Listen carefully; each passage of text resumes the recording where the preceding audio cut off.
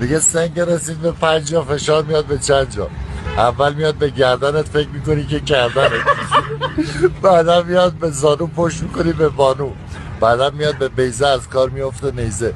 میگه هر کی اومد رو اونه دنگار میخه تو چونت، فشار میاد به رونه چوب میکنی تو چونت. میگی دارم میمیرم، وارث میگه بگیرم.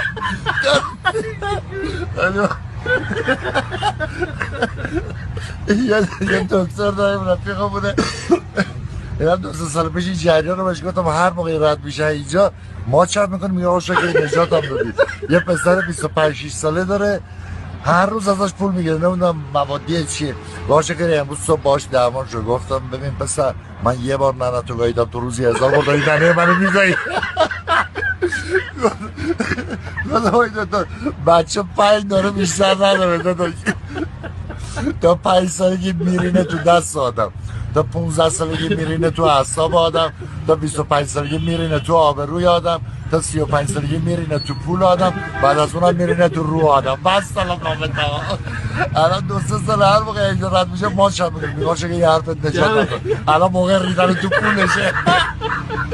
میگم 4 روزی هم میبینی موقع ریدن تو روشه داداش. گفتم آره همیشه.